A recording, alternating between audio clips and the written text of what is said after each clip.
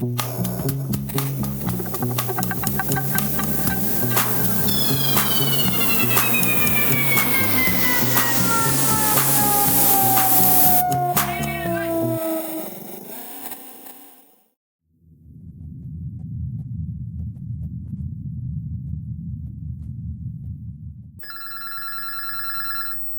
me one sec. Oop, inner ear. This is Don. Hiya, Bob. What's up? Fine, absolutely fine. Actually, I'm in the middle of an interview. Yep, somebody wants to know about all the famous people I've done. Should I include you in on it? Okay. Everything's set. Good. Are you listening to this? Is this good? Yeah, or it's not too high? It sounded good. Okay. Actually, want to try it again? Hello? Hello? The buds aren't in. Okay. Yes. 7. Can you hear me? Is it too low? I guess not. No, it's actually... It's all right. I mean low sounding. too much under my chin. You know how it is. Yeah, it could actually go right there. Mm. You can pinch it. Yeah, let's see. And then it looks crampy. Yeah, it's wrinkling my clothes. Wardrobe? Yeah, it's okay there. Good. It does All right. look stupid. Good. Whatever. It's okay. If you don't care, I don't care. There are more stupid things in life. All right, so you ready? I'm ready. I just basically wrote everything out like the way I was going to say it. Well, then I'm going to write my answers out. Given that you've been... You could film me writing my answers, though. Pardon? You could film me writing my answers. Yeah, just put the right. You've been recording since the 70s, right? Actually, I've been recording since the 50s. Really? But, yeah, I got a tape recorder when I was in elementary school.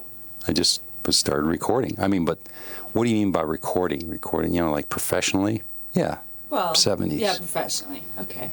Because what my question is about this is, since I thought it was 70s, so I put, since you've been recording since the 70s, what's the main difference you find a band's overall approach is when trying to attract a label? For example, this is something that someone said to me.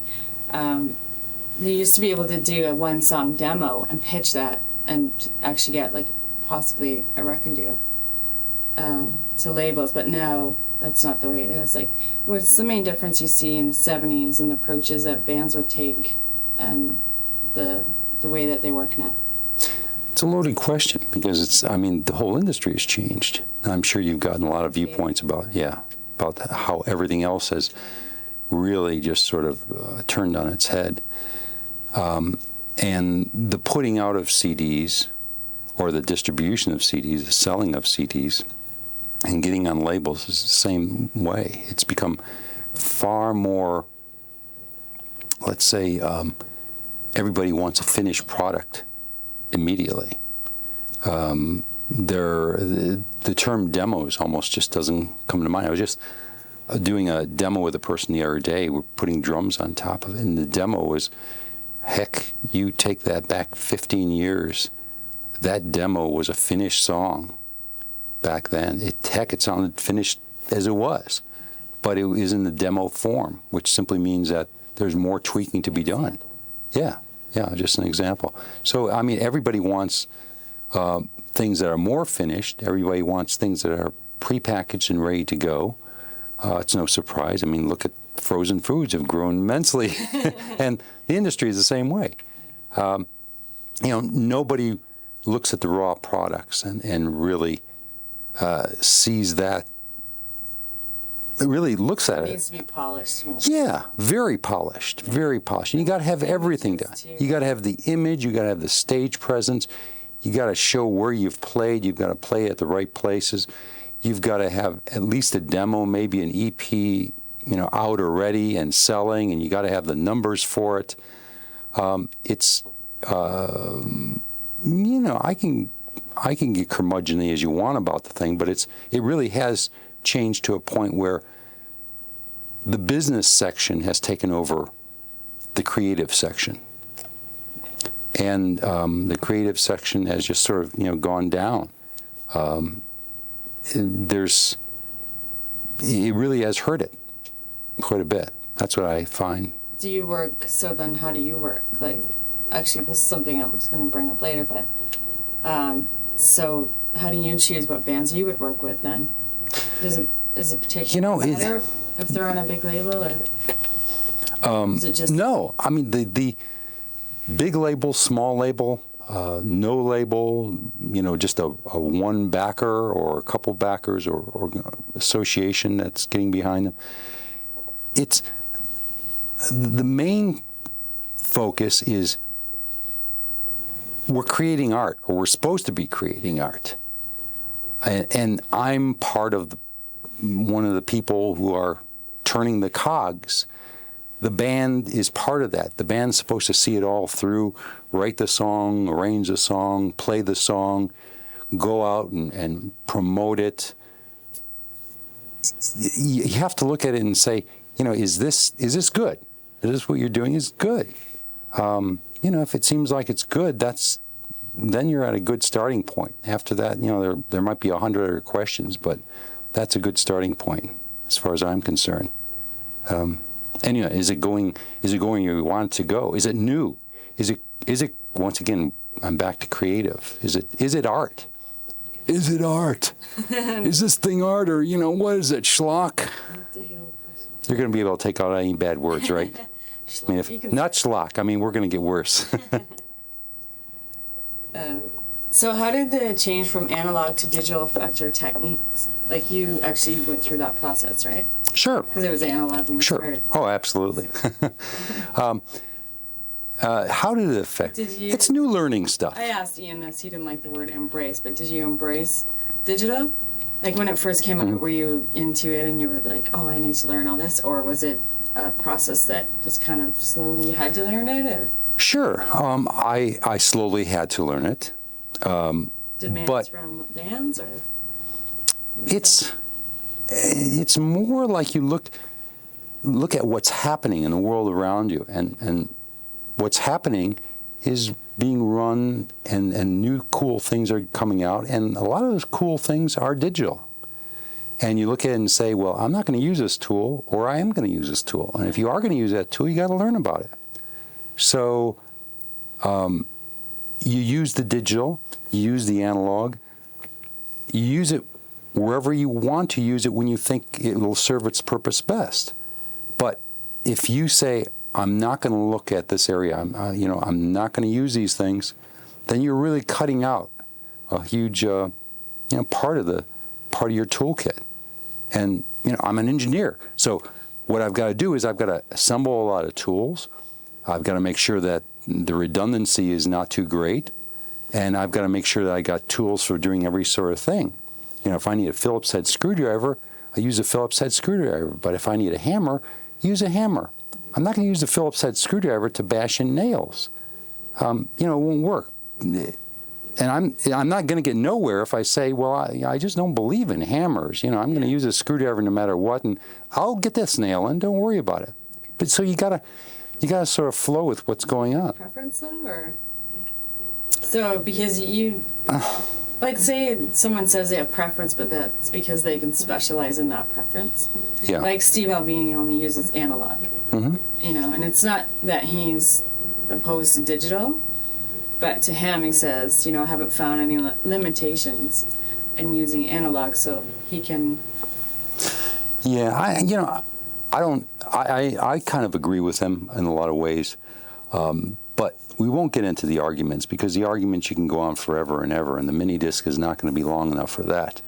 But you use what seems to feel good, what works well. I use a tape recorder because it seems to have the right feel to it. It's smooth. The operation is smooth. Same thing with programs and applications. They work smoothly. The learning curve was not so steep so that it just leaves me out, outside the whole thing until I'm using it for 6 months. And a lot of other things. Everything else tends to interface with it well. So, like your outcome later on, yeah. You burn things. Yeah. So I have no problems using both. And I have no preference, one or the other. I could, if I do have a preference, sure, if I do have a preference, it's almost like I'll use one mic for a guitar one day and I'll use the other mic next day. But is that a preference? I mean, it's more whim than anything else. Yeah, it's, if in different circumstances, I think that Digio can really be used quite nicely. I mean, I was thinking this afternoon that, Digio has been around for a long while. I mean, after all, even things like the Morse code are, either dots and dashes or ones and zeros. It's the same thing, except that the human brain figures it out rather than some sort of memory chip. And it worked. It worked marvelous. So, I'm going to say that, no, we should not use digital. We should only use analog. Come on. I mean, if you're going to be a producer, then you can really say, well, I have my preferences, and, I just am going to leave some of this out.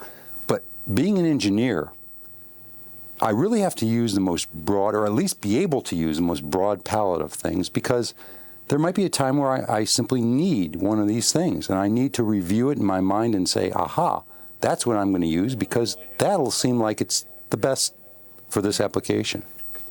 That's all there is to it. That makes sense. Hmm? Do you feel that you have a signature sound? No. But I'm sure everybody says that. So maybe, maybe, yes. No, I want the band's true spirit to come out of the record and to evoke itself. I don't know. Does facetiousness come across on this camera or not? I hope so. Court, I mean, everybody has a signature sound. Because everybody has their own style. Sure, everybody has their own style. I don't know what the hell mine is, and I have no idea what it is. And if someone would point it out to me, I'd be glad to say yes or no, or maybe, or I'm not sure. But I hope I have a signature style in the sense that I'm doing something other than just being a conduit for all this art that's coming through, and hopefully it is art. Hopefully at the very least, I can filter some of the stuff that's non-artistic and say, whoa, take a look at this, guys or girls, and do something about it. Figure it out, try to make it so it works with the song you're doing or the album you're putting together or whatever. So, that's where it stands. Signature sounds. Everyone says no, but I have a signature soup. Soup? Yeah. Corn and crab soup. Cream of corn and crab. It's great stuff. So I think we kind of sort of covered this, but so what do you feel that you contribute then to a band? Like to you? I can push the buttons well. I can choose from all this stuff where the signal should go from point A to point B. And it doesn't stop at point B. It goes all the way to Z, and then it starts coming around again. There's lots of different paths. And I could get these things going. And at the same time, while I'm getting these things going, I think that hopefully I can get the band in the mood to record well and to do what they do best. Just make it easy. Exactly. I mean, they've got somewhere inside them something good. And, okay, if they come in here or if I'm at some other place and we're recording, that, whatever it is, has to come out. And there are ways that I could, stifle it. There are ways that I could, try to get it out. And hopefully I have a process that gets it out. Is that through producing, or is that just? It's producing, engineering. It's all sort of balled into one. I mean, Who you are, right? Yeah. I consider myself an engineer, but people can call it what they want. There's a lot of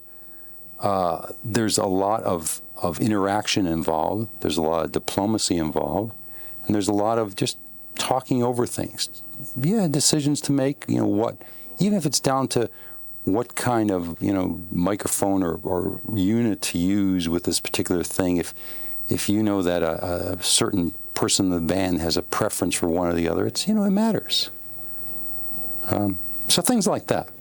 It comes down to small things, really. I mean, as you've seen in the studio, it's, a lot of this stuff is really just little things all over the place. And all of a sudden, you've got something going. You have to make something that's one solid thing at the end. Yeah, exactly. Just like a patch bay. Just all little points. This is just something that came to me now. It's not on here, but when Ian approached you the first time, did you feel like he already had his own sound, or did you have to hone him, or is he solid enough in his own style?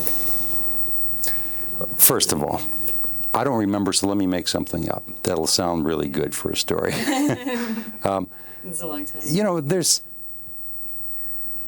Well, let's just say Fugazi, right? They've obviously evolved over the years. Right? Yeah. And so when they first decided they're going to record with you, or you decided, or did they already have a solid idea of how they needed to do it, or were they looking for guidance from you, I guess? I imagine they had a solid idea. They're all great thinkers. They all seem to have thought through the process. And a lot of what I've done, I mean, I don't know about most people or most engineers, but I tend to sort of go headlong into things.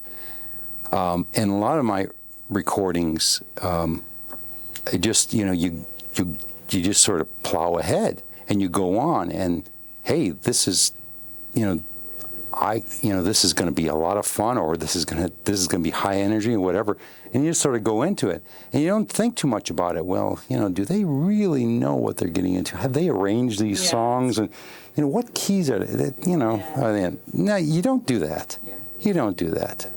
Maybe somewhere down the line. I didn't. They seem to have it well under control.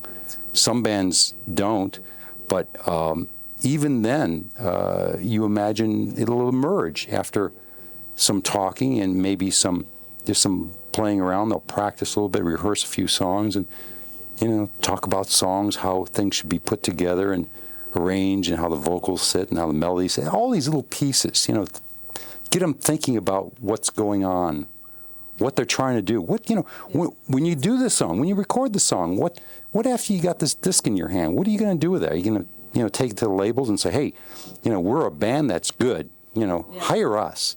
Yeah. What are you going to do with this? Are you going to just use it for clubs? A lot of people don't think beyond that, like even myself, It's like you're doing something from your heart, and then you don't think of the outcome sometimes. You're just going with that, like. Right, and there's nothing wrong with that. There's nothing wrong at all. Like I said, but at the end of the day, you have to figure out like what you want from this. So I want to go here or there. Yep. Yeah, you got to have a goal in mind. Sure. Yeah. So that's the hard part. It's the hard part. It really is the hard part. And because you've got this energy and art inside you that you want to make into something, but then it's like, now what? Yeah, and a lot of times. And then you got to raise it. Right, exactly. And a lot of times what you ought to do is probably just, push that goal and direction aside, but knowing that you're going to have to come to it eventually. Exactly. And there are people the same ways. But some people work where that's what they work for. Is like, over there's the pie. I want to be a big star, or whatever. Sure. And then they work on that, but then they don't, because they're looking over there. They don't see this way. Yeah, and I imagine that it's more so these days because it's so. Recording has become an everyman's tool. I mean, with computers, and a lot of the things can be gotten very inexpensive, and they're easy to get. So you have to say to yourself, if you're a musician, especially if you're 14 years old and you're looking, your uncle gave you this old PC, and you can get an audio program, buy a couple cheap microphones, and you could become a star. Really. It's depending on what's. Oh yeah, I'm being facetious once again. Yeah. There's so many other things to consider, but having the hardware available to you, having the computers and the interfaces and the microphones everything's so available and so inexpensive really get you thinking that, hey, this is possible, when what you should be thinking about is, well, let's look at these songs, or, what can I really do on stage, or do I like really playing, and, or, do I like being out on, would I like being out on the road, 250 days a year? But some artists don't even have to do that, do they? Well, I haven't met them yet. Really? Most of the ones I know are pretty hardworking, and they really work at it. They know that it takes hard work to get a record basically sold and accepted, and to get the band sold and accepted. You just, I don't know any other way to do it. Do you? Yeah, I know. I guess I just try to eliminate that step, because I'm always like, the pressure of like trying to be accepted is just too much. It's like, as our great president said, it's hard work. Fighting terrorists is hard work. I know. Poor boy. Yeah, poor boy. He's having a hard time. He is, but it is hard. This is actually the next question. Oh. Yeah, okay, wait. Sorry, I'll start with do you feel that it's important for you to maintain a standard or style for your studio? Like, example, giving people options makes you more accessible, yet it forces you to do things their way. So how do you draw the line between giving the band what they want and doing your job? Like, say the band comes in and they're not accepting the way they need to record it because they're not understanding, so how would you deal with it? Usually talking about the whole thing does it. Really. It's, and that happens often. Because there are always going to be some sort of, somebody has an idea, but deep into that idea, this is done this way. Well, another person likes that idea, maybe another band member, but once you get deep into doing this whole process, he didn't realize that this had to be done that way. He wanted it done another way. And the producers or the engineer is the same way. As an engineer, I guess an engineer in some ways is a cop-out, because I could sort of sit back and punch the buttons and let everyone else do the thing, what they're doing. And hopefully they're thinking straight and are putting something together that's really worthwhile. That's why, being a producer is so terribly difficult, because if you are a producer and a producer only, you should be on top of the whole creative and artistic activity. And as an engineer, I could sort of sit back and say, hey, they're handling it. They're doing it the way they do it. There's some secret handshake that's going on, and I don't know it, but it sounds good, So that's what it is. Sometimes. Okay. And you know what? With a lot of bands that have a mature artistic attitude, that does work to a great degree. Maybe not 100%, but to a great degree. Well, it has to. It has to. And it's a matter of, them sort of stepping up to the bat and saying, this is our band, these are our songs, we've got to look at every angle there is to them. Not just, hey, we've got a great song, let's put it on tape. Think about all the little pieces. That's true. Is it okay? Yeah, it's going good. Good. I'm just getting reflections in the glasses. Really? In the glass from behind me? No, you're... Oh, I could take them off. I should have asked you, but I don't... Yes, Holly. Where? Oh. Let me see. Oh, I didn't want to ask you to do that, because it's, No, I actually could see the camera. You can? Yes. It's just not who you are, though, without your glasses. You're right, it's not who I am. It's probably crazy. There, just leave it. Does that feel better? So how involved do you get when choosing and recording, the gear? How involved do you get? Like, do you... The gear? Yeah, for when you're recording, like, do you set up the mics? Like, do you tell the bands, I think you should use this mic for this drum, or... Sure. Normally... Pounds, everything's different, right? Yeah, I take charge and sort of plow ahead unless someone says differently. And just because I'm plowing ahead and picking a microphone and putting it in that position doesn't mean this is the way it's got to be.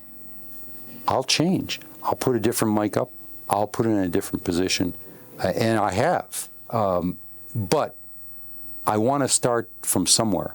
And where I'm starting from is I'm going to put this mic here because I think at the moment it will serve your needs the best.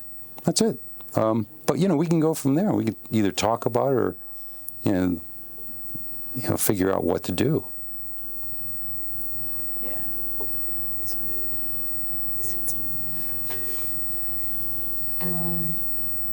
Yeah.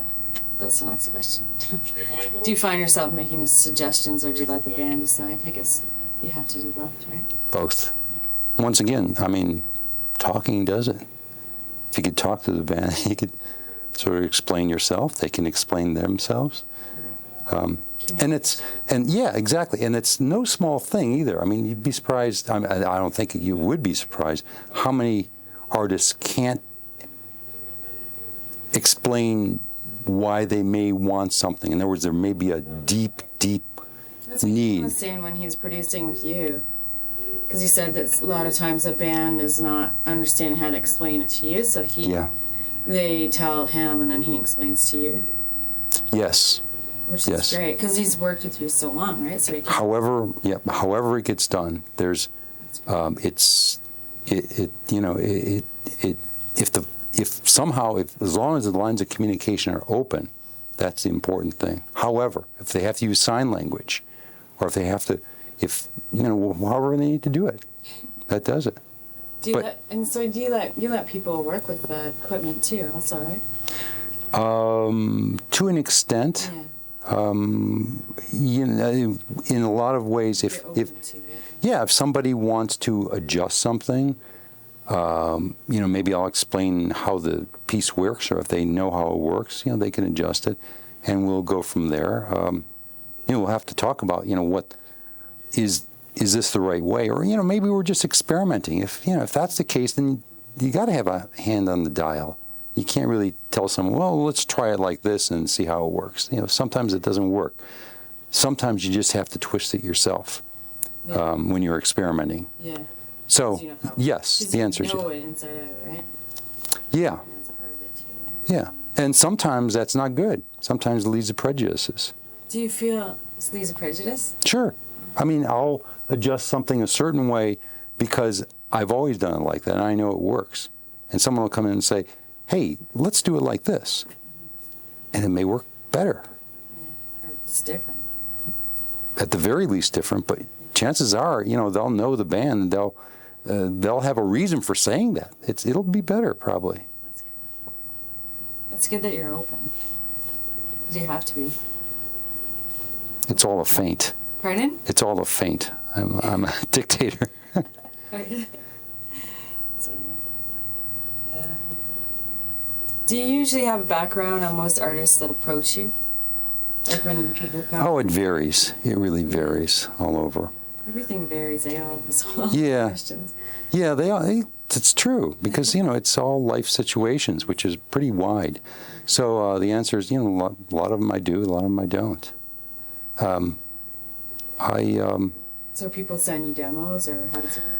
At the least. Yeah, or sometimes they just write you a letter. Usually I get a demo. I don't think I would want to record someone without knowing what I'm getting into from that respect. If I can't do anything for their music or the style of music, it's not going to do either of us any good. It's going to be a waste of time. They're not going to come out with anything that's really that they like or that anyone else is going to like. And it's just not going to work. Really, it just isn't.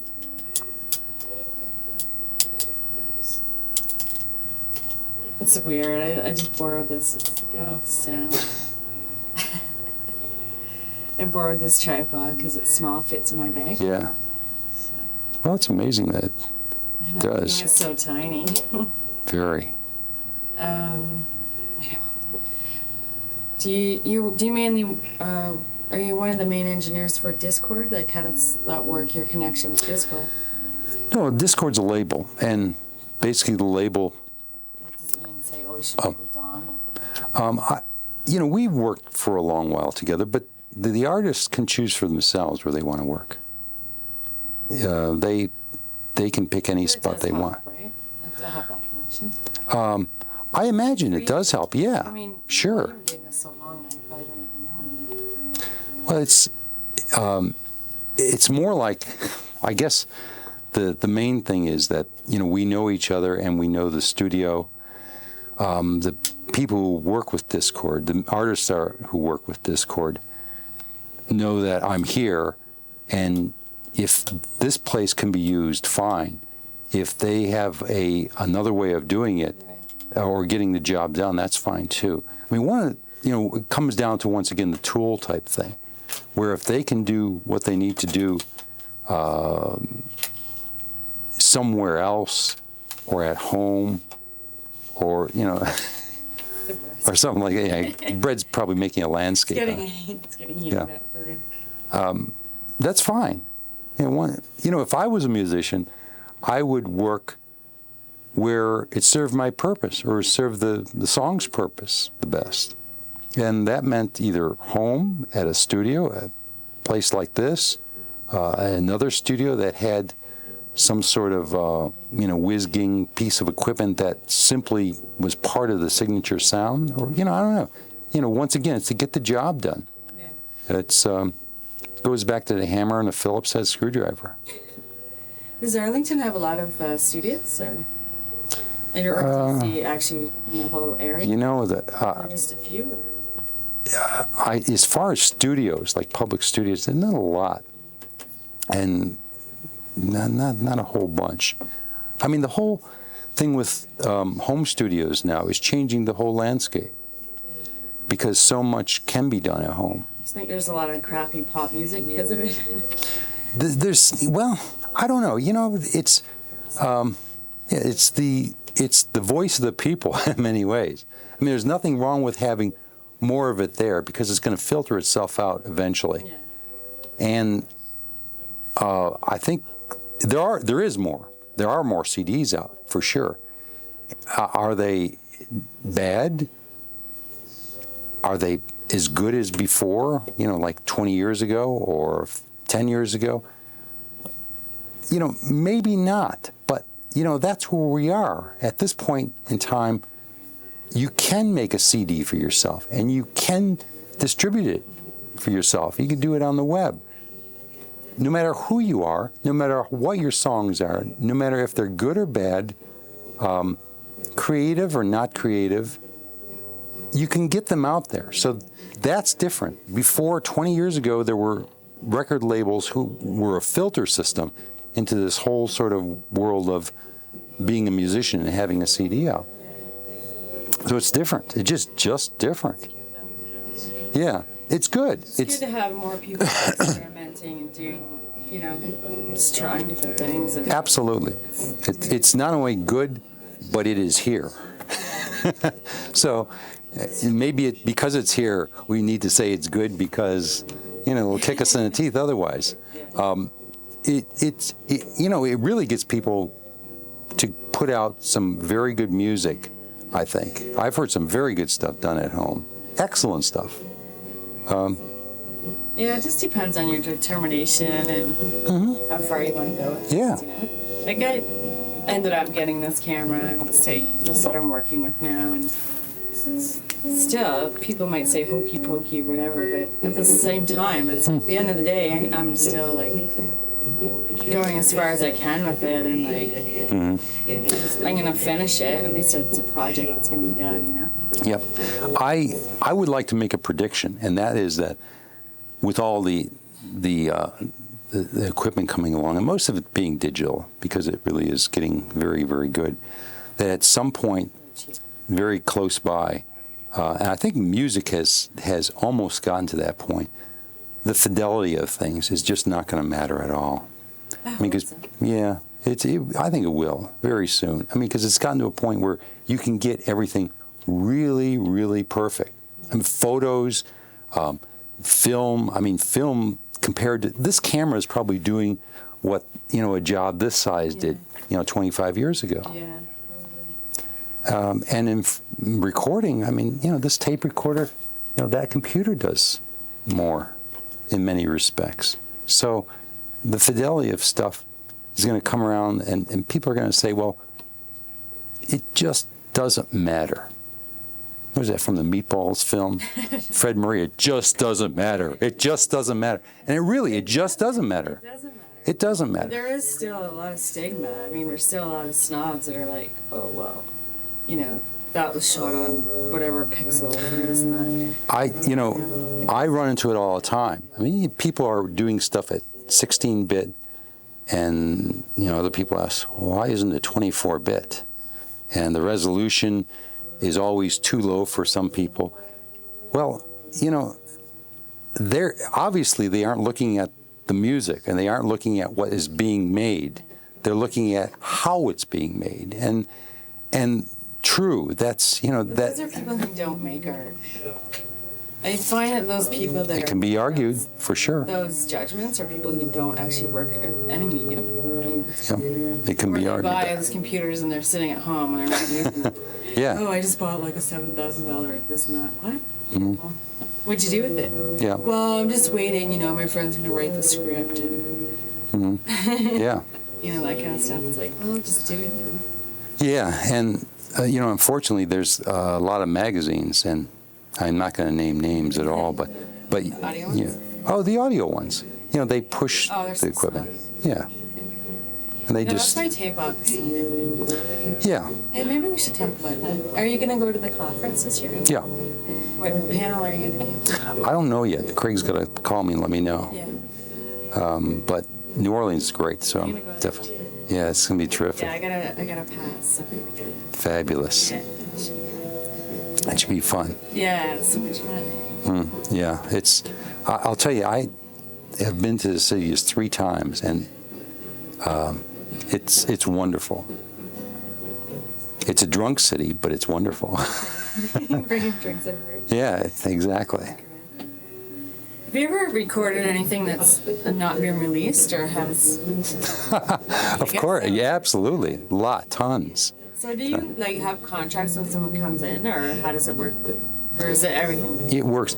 It's all over the place. Yeah. It really is all over the Say place. someone has a contract and then they don't release it. So what does that? Where does that leave you? In terms of what? If they have a contract, they record it. You record it as an album, and then it doesn't get released, and they haven't been paid, or say the label drops them or something. How does that affect you? Will you get paid? Yes. In an answer, yes. A lot of it, not all of it, but a lot of it. You can't figure every situation. Yeah. Things are going to come along that you just never even suspected.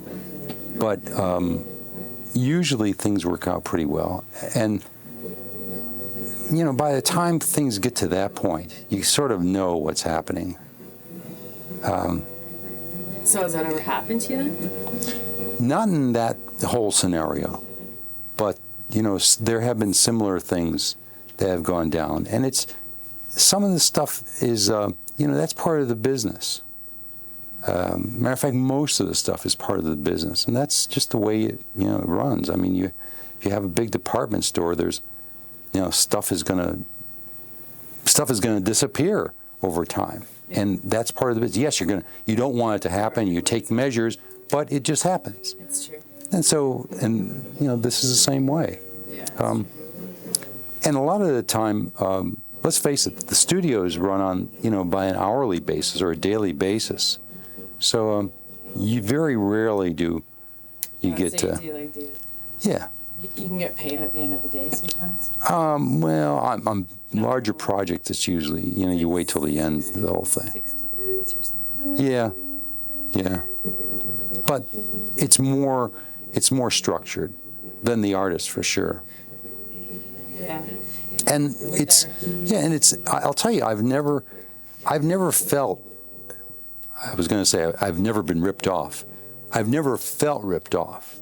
Every project I've worked on, even if nothing has come of it, and there have been a number that nothing has come of it, as far as getting paid, it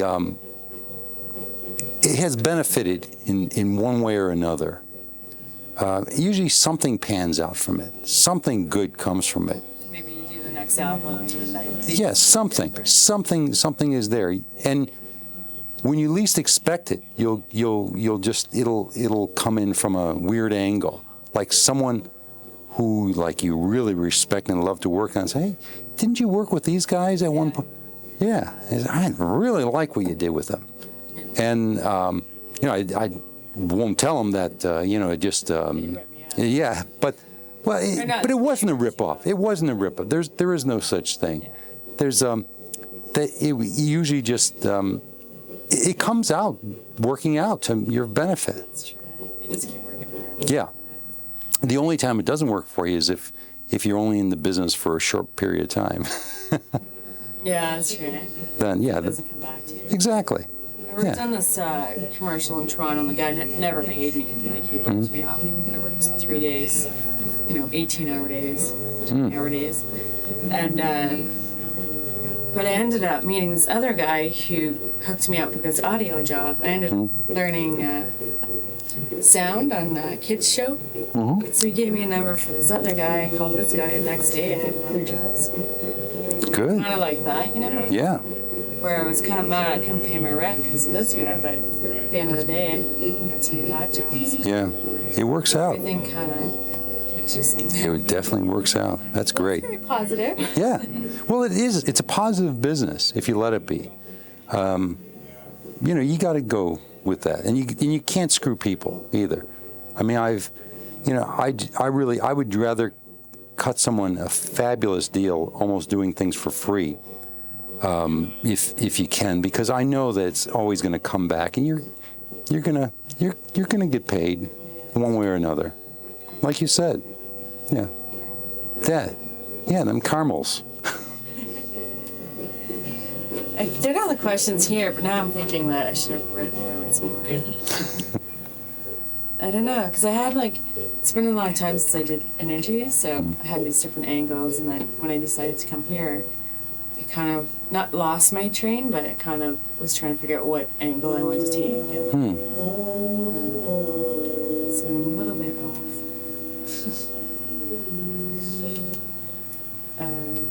That's going to talk about. What's the band that you're working with? These guys are working with? Are they? They are working with Chad. Did you meet Chad Clark? I should introduce you. Oh, was he at the? He was at he was speaking on mastering, I believe. Mastering? Ooh, that's something I need to cover too. Yeah, and they do a lot of it. He's mixing the album with these guys. That's cool. A really good band called the Caribbean. The Caribbean? Mm-hmm. Nice. Or the Caribbean. Is there a guy named Nick that works here? Yes. He's an engineer here. For a minute. Yeah, Nick Anderson. Actually, there's two Nicks. There's Nick Anderson and Nick Krill, who do some work. How many people do you have working here? Is this your studio? Yeah, Okay. yeah, not many. Jason Cadell, who was in the dismemberment plan. Nick Anderson. Nick Krill. That's basically it. There's one guy who did some work. He used to work on during the morning hours. We're talking early morning, he'd come in at midnight. But he hasn't been doing a lot of things lately. So people contract your studio out, or? Yeah. Mm-hmm. So you can just let them come and go, or? Yeah, absolutely. No, they know the studio inside and out. And they just, they work with bands that... Chad, he doesn't work for you, he just does his own... Actually, Chad has his own business. Okay. That front room there is his own business. And he has a mastering studio. Yeah. Here? He doesn't really record in this room. Jason or Nick and Nick record in this room. And they know the pieces of gear here. But Chad has his own stuff, and he records sometimes, most of the time mastering. And in this case, probably mixing and mastering. Just mixing, they recorded it at home. Oh, they record it and just mix it here? Mm-hmm. Yep. It's nice in here. Yeah. Look. It's cozy. Yeah. How long have you been in this location? A long time. Gosh, probably 14 years. 14 years here. Yeah. And then before that, you had a basement? I was in my basement, yep. At your house? Yep. In the furnace room. How long did you work there? That was, gosh, about 10 years. 10 years So, there? yeah. And it was really low, Ian said it was. The ceilings were very low. Oh, 6.5 feet or so. So how do you work with a room so short, like for the sound? The sound Like, does doesn't it bounce? work well. Does it always echo? Like, It didn't echo because I put tiles up on the ceiling, acoustic tiles that somewhat muted it. Yeah, but there wasn't much room to work with, obviously, if it was so short to start. It was just terrible. It's no way to work, really. That type. It was actually, the ceiling was a little bit over 7 feet tall, about 7.5. But even still, even 8 feet, if it's a full 8 feet, it's not good. Yeah, it's really too low because you really hear stuff coming off it. And if there are tiles up there, it was a trade-off. The tiles just muted everything. Cymbals just, when they crashed, they just, and just died. Yeah, just it got sucked up in it. so how big is it? The basement? Like that? Probably about this. How are you? Good. Sorry to interrupt. Matt? I was going to ask you want something to eat. We were just going to get something. You okay? No, I'm fine. Thank you. All right. Anything else? No, I think we're set. See ya. Part of the band. But it was just, it was terrible to work with. So you did that for 10 years? Yeah. How'd you manage that without going crazy? Well, just, once again, just plowing headlong into it. And just, at the time, it seemed like there wasn't any studio that would record a lot of new music. And Like a lot of, what year would that be? Like the D.C. well, starting like about 77, 78. And that's when did you do Minor Threat? I can't remember exactly. I remember the year, 79? possibly. You would be the one to have that down. But there was nobody to record them. Big studios weren't really set up to do it. They just didn't know what to do about it. They were used to recording, polished stuff. And I couldn't record polished stuff because I had crappy microphones and a lot of the equipment was just very minimal. And the ceilings the way they are, well, everything taken into account, it was a marginal setup. But the fact that there was a lot of new music busting out made it very viable in the sense that they had to record somewhere and they wanted to record somewhere. And what I had was, I said, come over and do it.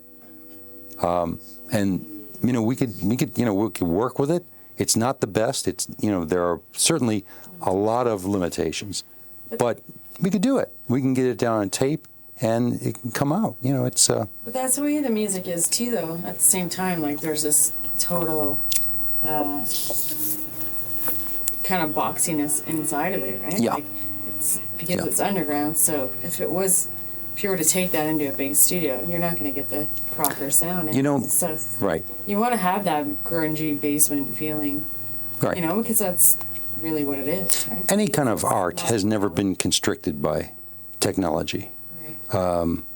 You can go down to, Michelangelo when he was carving David, the piece of marble that's flawed.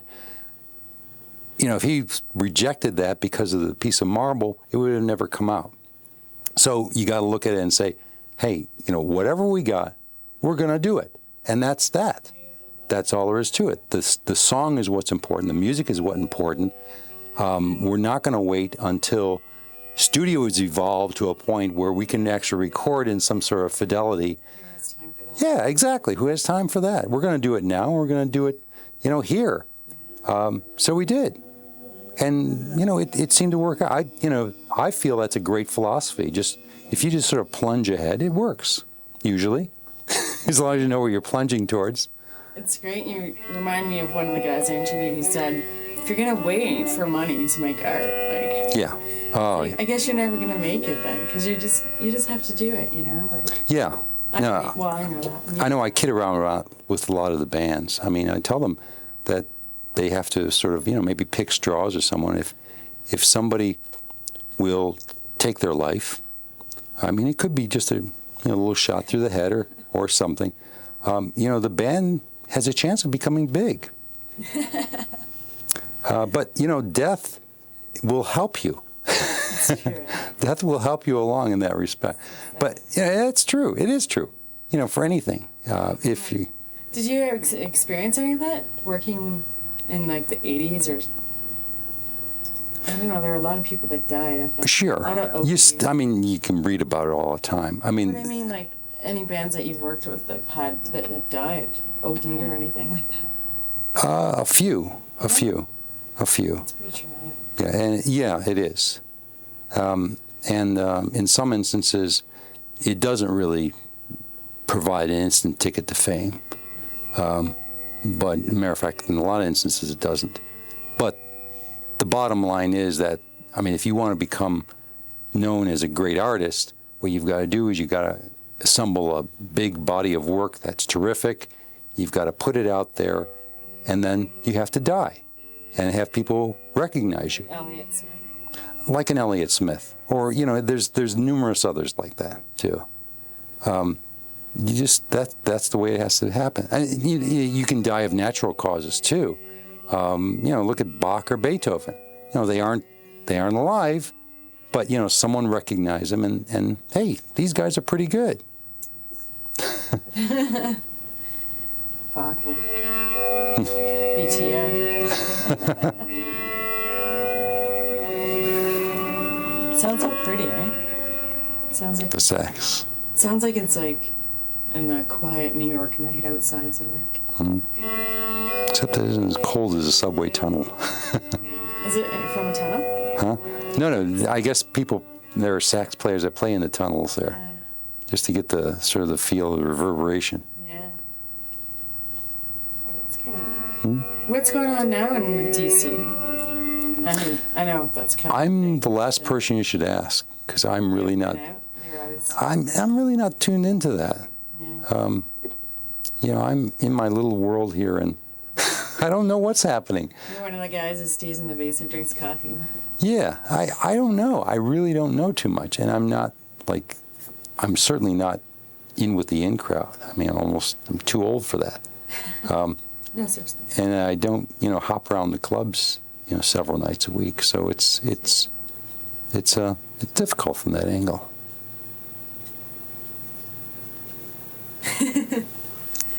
I don't know what to say.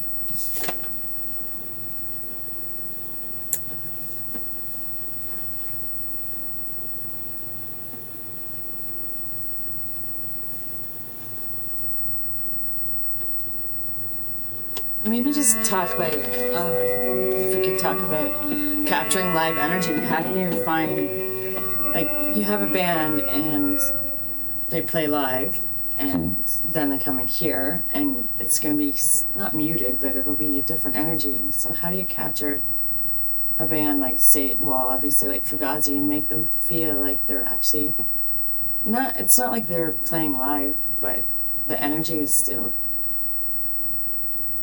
presented, do you know what I mean? Yeah. Well, first of all, you don't know if you have captured it. How can you tell? I guess if you're a member of the band, you could say that it's been done, but I don't think there's anything different. Good studio practices are good studio practices, no matter what. And as far as I'm concerned, if that will open up a band to play more and to tap into a lot of what they do creatively, that's good from any angle, whether or not it's to capture the live energy or not. I think there are certain little rules that you have to go by that tend to always, I shouldn't say always work, because they don't always work, but tend to usually work in terms of keeping things going at a good clip, moving along fairly quickly, making sure that the spotlight is always on the song and everything that's being done to make the song.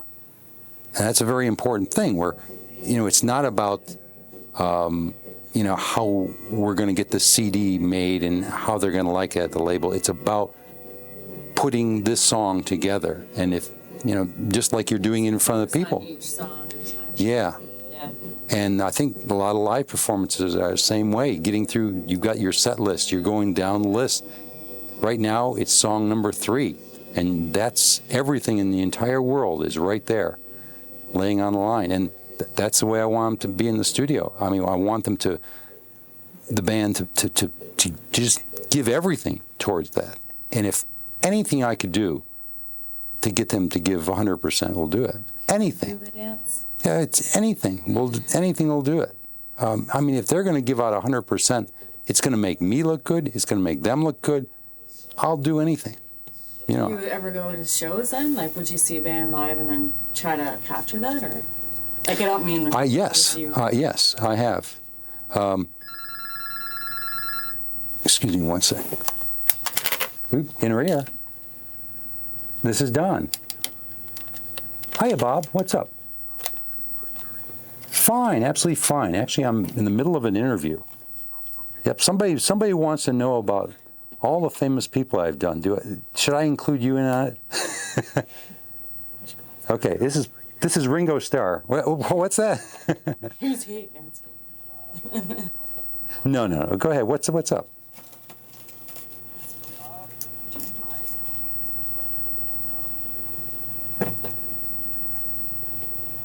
Mm-hmm. Oh, Amy. Yes, Amy Dominguez. Turn it off. You turned it off. Okay. Well, at the beginning was just still on. Good. Anyway, that was Bob Mole from Husker Du. Oh, nice. He's in town. He lives in Washington, too. Oh, he lives in Washington. Yeah. Maybe he'll be at the Broil show. Maybe. Because he does live acoustic solo acts to himself. Matter of fact, he says he likes doing it with a 12-string, which is, ooh, yeah. That's tough. Anyway, you asked a question, and I sort of started it. I can't remember what we. No, just sort of going on and off. Sorry, we're talking about capturing live, like how we can capture it. I asked you if you actually go to the shows and work it that way, like you see a band and then try to bring that energy back. Could you do that? Or? Yeah. Sometimes, of course. Going to shows doesn't guarantee anything. No, because not every show is going to have that energy. No, not every show is going to have that energy. If you can. And then again, you have to ask yourself, is that energy going to be something that you want to really put in a bottle and put on tape? Yeah. Usually it helps, or different aspects of it help, but not all of it sometimes. A lot of, you can do a lot of that in the recording process by just making things very fluid. In other words, not having roadblocks where the musicians are concerned, or having the minimum of checking things out or trying things out. Just going and sort of doing it, letting them do it if they want once, if they want 100 times, until they feel that like they've got it right, and then it's down. And having this process just go through. You want to do this? Okay, go in there and just play that part.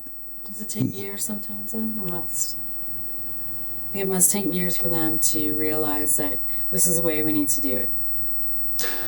Like, not to consciously think, well, let's do it this way, like to be robotic, but to, I guess, maybe let go. I don't know, I'm trying to I know what you mean, but it's focusing on what's important for the song. In other words, if they're going to play a guitar part, acoustic guitar part, say, okay, they're going to play that part, they need to know what's important to the song, because that's part of their career. That's part of their profession. And if they don't know, it's not going to come out. I can help them along with that.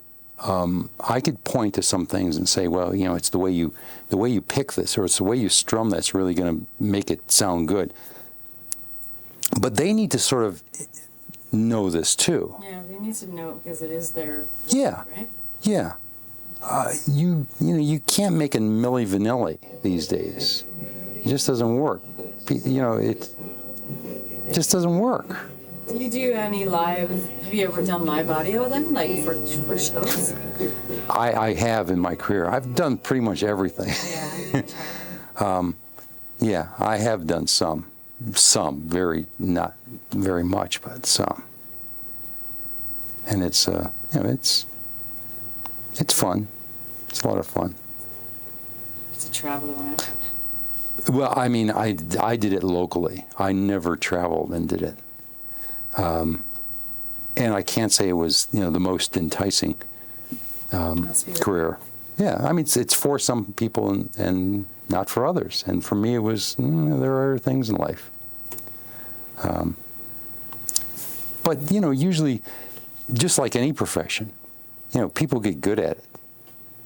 And it'd be nice if I could say that every musician that came in here was really good at what they did and really knew all aspects and every facet of their trade and how to do these songs, how to put these songs down. But there are certain areas where, they may be a little bit lacking, and that's, hopefully I could fill that in. Hopefully any producer or engineer could fill that in. They could just sort of help them through it. Try to make a stumbling block not a stumbling block. Take it out of the way. Do something where you can do this without tripping. See ya. Bye. What? It's still going on. Okay. See ya. Bye. You talk all the time, eh? Yeah. Yeah. Yeah, he's a good guy. He's a very wise guy, too. I mean, he knows a lot about the business. He's got a good perspective. I mean, he's not just, I guess, I could be blindsided a lot. I mean, because I sort of go into it and I don't look at all the angles. He looks at all the angles. Yeah, you can't pull it over. You can't pull it over. Exactly. Ian gave me one of your CDs. Oh, really? Yeah. Any CD that you put out? Yes. I haven't heard it yet. It's Did you record it? Yes, I did. It's yeah. I actually recorded with the tape recorder in the other room, sitting on the desk there. I mean, just a CD, just songs. Everybody's putting out songs these days, so I figured I might as well put out mine. Throw my hat into the ring, you know. Nice. So have you? I made a CD now. Yeah. I made movies. That's. I always want to make music though. Like, I've never had any equipment, so I know eventually I will. I want to try it. I think any art is kind of all the same. Yeah, I mean. The process is the same, really. Yeah, at least the thought process is, because you're putting together something, hopefully will endure and that people will like. And not only will they like it, but after they see it for the 10th or 20th time, they'll like it even more. Yeah, but that's only if it's really good art. After 20 times, they get sick of it. That means... Maybe. I mean, everybody tries to make really good art, right? Yeah, but you can look at Britney Spears and then you can look at John Spencer and you could say, well, which one has the validity here? Yeah. Because she's a product and he's... Yes. But now you're getting into the business part of the thing. See, I mean, if you're talking about art in terms of like, really just sort of doing that, the business side is really, it's a whole other thing that drives it. I mean, it certainly is, it's gotten big over the years. And it just drives the whole industry to a huge extent. But what's nice is seeing a young band, and usually they are young, although sometimes there are some older players come in and do things that are not tied to the business side of music. They are not tied to the making money, gonna get a career, hope this will get us up there on top, we're gonna be touring with fill in the blanks type thing, where it's that they've got good stuff, and they really know that it's good stuff, and they know how to play it, and they want to get it out because they know it's good, and just being driven to do that. That's really neat. It's neat to do that. It makes it all worthwhile sometimes. It's really good. If the industry wasn't big, though, you wouldn't have a job probably. Like the way that it's evolved. Well, I don't mean. Sure. No, but I mean, really. But this does that matter? Surviving, right? Like, yeah, from but. the 70s and on, like from actually, I guess, yeah. when did it start becoming like early 90s when it just kind of blew up? Mm-hmm. Where everybody realized, oh, I'm going to capitalize on this and make a living off it. And sucked up all the artists. Yeah. Although. But if that wasn't the case, I'm not saying you're sucking up artists, but. Believe me, I'm not. Trust me. Case, Yeah, there's the. If you're going to be in it for art, the money is not going to be there. I mean, that's almost a given. Or if it is there, it's there purely by accident. And you better recognize that it's there by accident. Like Fugazi's an accident then? I think that the money is there, but, it could be more, could be less, whatever. It could be more probably. I'm thinking that what's there happened because they made it happen. They had something unique. It could very easily have not been recognized. The wrong time, the wrong place, things just not gelling, and they're just not happening. The wrong people in the band. It could have, they had the right things going, but the combination is always so volatile for any band, them included, that It's always been the same people, right? Yes. So. Yes, it has. But it is a lot of serendipity. Yeah, it's such a touchy situation because it's still a phenomenon to me that they can, like Ian said today, they sold probably 3 million copies of CDs, which is unheard of because they are still independent, right? Like, you can still say they're independent, but they're still so well known at the same time, but yet they haven't succumbed to the big machine. So it just fascinates me that can happen because it just inspires me. I'm making a statement. I'm not making. No, hopefully it will inspire a lot of musicians. Yeah. But at the same time, along with inspiring them, they have to understand that it's a lot of it is just the planets lining up. That's all there is to it. And it could easily. And hard work. Hard work always gives you better odds. There's no doubt about it. That's a given. Matter of fact, in music, if you don't really put the odds as much in your favor as possible, you might as well just give up. Or treat it as a hobby. So what do you mean by odds? Like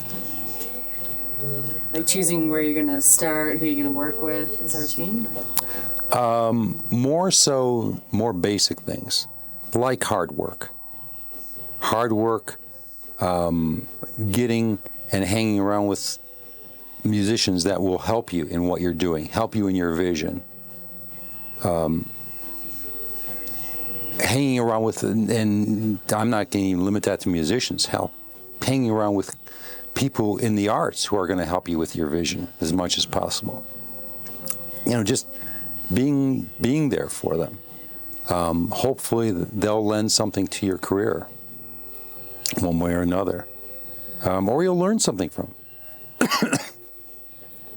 Yes. You didn't work with Doug Prey, did you? No, You know Doug. the movie Hype? Hmm? Do you know the movie Hype? No. It's a documentary about the West Coast scene in the 90s, like the rise and fall of the grunge scene. And I think, I was pretty sure that Ian was in it, but the director told me that no, Ian's not in it, but he is. I know he's in it. And I just can't remember if you were in it, but Jack and Dino does a lot of interviews, and Steve Fisk, and they went into the whole Sub Pop and how Sub Pop came in and then went Sub Pop. They basically capitalized on the whole scene, and because of that, they became filthy rich, and then it just collapsed. But I wasn't sure if you were involved with that also. Nope. Because you're over here, but Yeah, it was the coast away. Jack's over there, right? Yes, Jack's a wonderful guy, great engineer, a knowledgeable guy. Wow. Oh, absolutely. The guy just knows this stuff inside out. He'll probably be at the conference this year. From what I've heard, he doesn't like New Orleans too well. Oh, he doesn't like the place? Maybe he doesn't like heat. I have no idea. I've never found it hot there. Was it in May last year?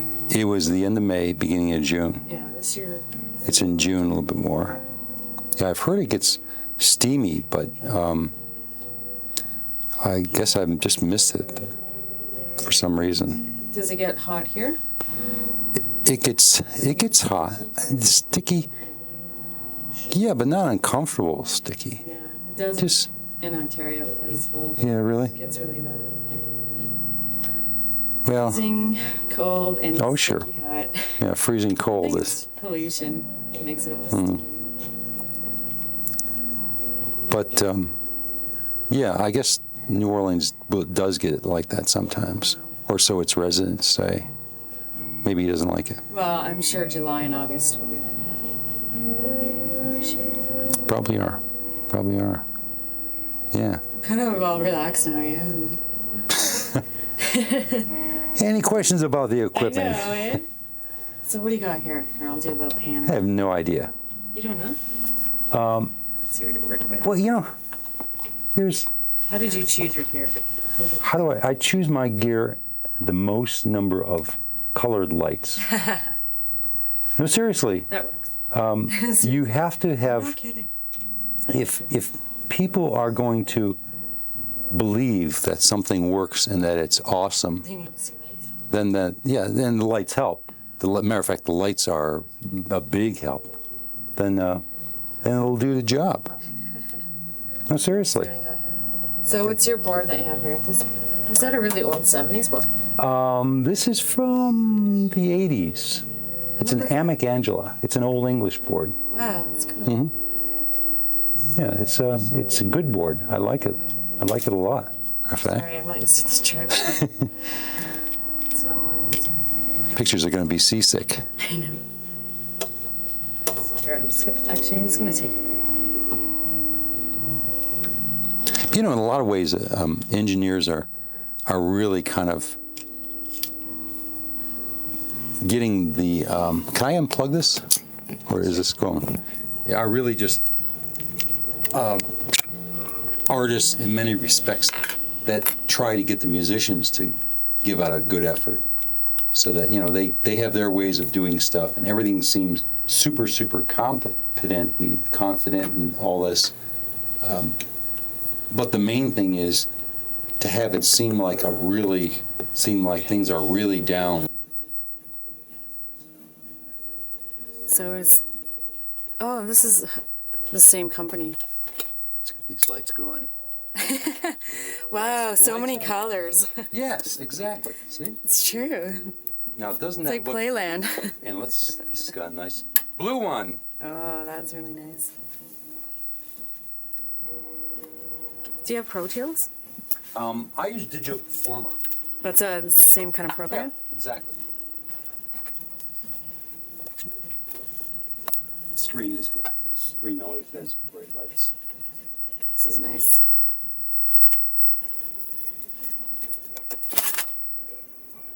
This frog. So when he's behind your head for most of the interview. Like I put him to the side of your head. Now, don't take it lightly. This frog is a one-of-a-kind, handmade by Charlene Kinzer. It's truly, it's leather. Wow. It's all leather that's been hand-painted. What's his name? I have no idea. Is there a little tag on it with his name? You haven't named him?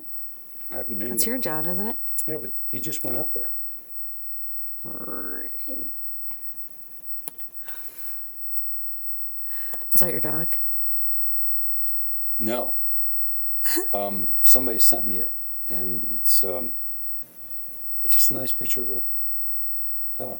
Angela. Yeah. So nice. The monkeys come from chocolate, little pieces of chocolate. Monkeys on there. But you know, talking about computers. It's working.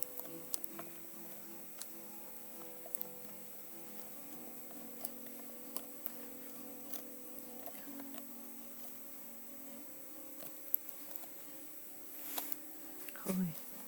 Wow, you're pretty lucky. This is nice. Have you been to Craig's place? No. It's really nice too. I heard it was very, very nice.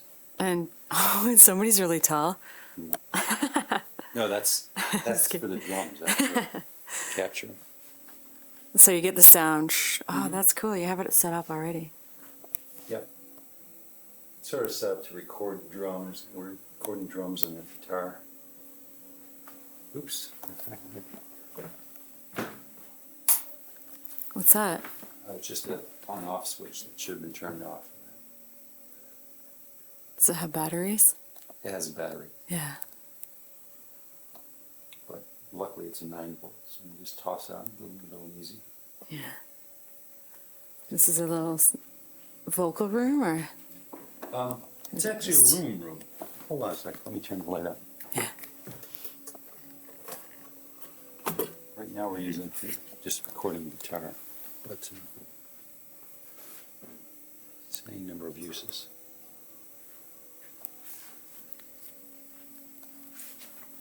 Unicorn?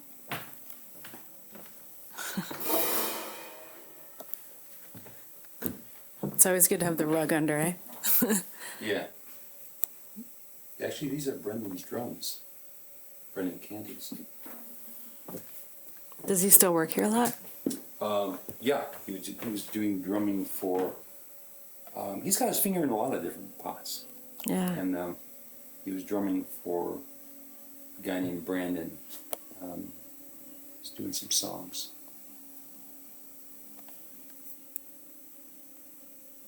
He just Pretty high. very adaptable, extremely adaptable. Yeah. So many headphones. You have so much stuff. Well, you need stuff. That's great. A lot of years, eh? Yeah. It's nice. And also, headphones break. Yeah. Which ones do you think are the best? Like for durability? Curious. It's tough to tell. Probably none of these are the best for durability. I picked them for durability, but also for the fact that they can be easily replaceable. Yeah, if there's time. It's in QuickTime. Mm-hmm. So. Which reminded me, because I did the packaging like this, and I put Really? engineers instead of the Fender. I took it out and put my maybe on there. This is cool.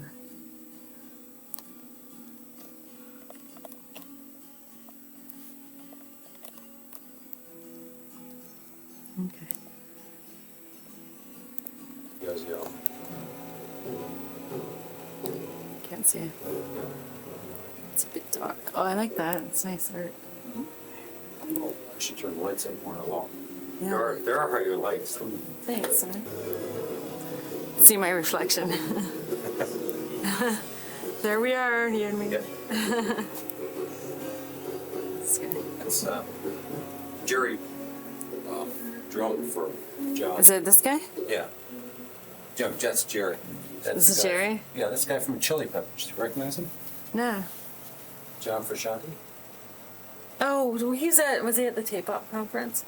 No. No, I don't know who he is. Musician through and through, pretty much. Cool.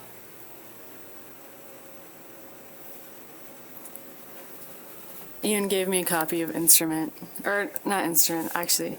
Well, I bought a copy, but Here is he gave me very the... washed out Elliott Smith. Aw. Was he here? Yes. That was hard for Larry, eh? That's the dismemberment plan. There's Jason, who does work here now. Cool. And then there's Jay Robbins, who does work. Yeah, Jay, I forgot to mention. He works here too? Yes. And there's Don Zientara. Yes. Yeah, obviously stage pose. I like this one. This was done by That's a nice. guy from the city people. It just has a certain look about it where I'm just dazed. It's nice. Big Chestnut. Did you work with Big Chestnut? Yeah. Oh, He's cool. a great songwriter. Ooh, terrific. Nice. Yeah, my friend. I have a couple of friends that are fans. Are these all your albums that you worked on? Some yeah, of them. There's some. How many do you think you did I don't know. in the years? I've never counted them, really. I just sort of plunge ahead and just do them. Yeah. Um, You haven't stopped to be like Yeah. document. Yeah, that's... But I'm sure hundreds someone will count 'em. Hundreds and hundreds, I'm sure. John Langford. The, He's Macons. A young Don. A young guy. Oh, That's another young guy. is that the one that Larry used in the magazine? I think. I don't think so. No? No, I'd probably sue him if he did. Yeah, and then he put a big mustache on it. Really? I thought it was that picture. I missed that one. Yeah, I mean, cut it. Oh, maybe not. But your hands were like that. I remember the picture. What is this? This How's everybody's- is a D.C. How everyone's connected? Well, the punk rock scene. Is there a date there? Yeah. Oh wait. Oh, what? I thought it was there. It's about probably 1982. Oh, working on. So how everyone's connected? Yeah. Because everybody has different bands. Yeah. That's cool. I can do that with my movie. Everybody knows, like, everybody's This is a connected to very everybody. one person's viewpoint. The person being Howard Wolfing. He was he put out a newspaper called D-Scenes. D-Scenes? Yeah. And it was a newspaper of the punk scene at the time. That's cool. Somebody has to do it. There's so much.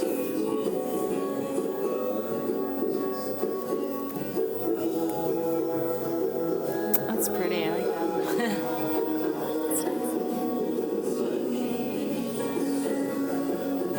Yeah, Nixon was not here, ever. I guarantee. Thank God. Neither was Presley. Oh, I should say he was. Did you do that Rites of Spring? Yeah. So did you know Guy before he was in Fugazi? What? Did you know Guy before he was in absolutely. Fugazi?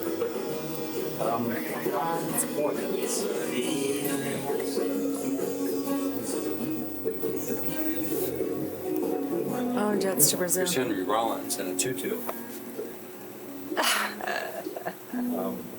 What are these people doing? Yeah. That's awesome.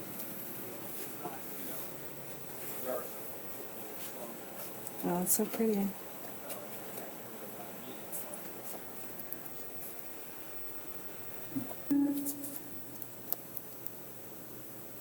Hey. This goes second half of the record. It's not aware, but I think you build your relationship with the other stuff. A lot of fear. Yeah, when I went to Dischord, I was like, okay, I need some CDs, but I didn't know what to pick, so I got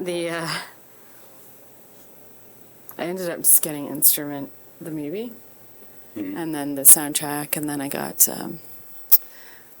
Ian gave me the Evens and the Minor Threat movie that he did. Good. Yeah. What is this? Is that your family? No, that's Mislav Rostoprovich. And there's me. I recorded him. He had a little ensemble. I worked at the National Gallery of Art for about 10 years. Oh, wow.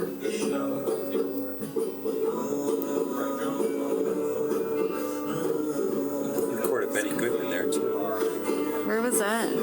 Benny Goodman? No, where was it? Oh, at the National Gallery. You're like, who was it? What do you mean you don't know?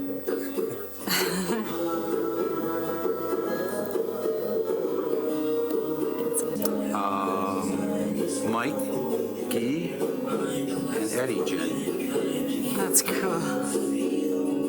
Look at Brennan's dyed hair. Yep. So cute. Wow. Well, no, it's called Inner Studio. Oh, it was? It was. Should call it the furnace room. I mean, we're talking a furnace room. It had one door out of it, no windows. Furnace and a water heater, the same thing. In summertime, it would get incredibly hot.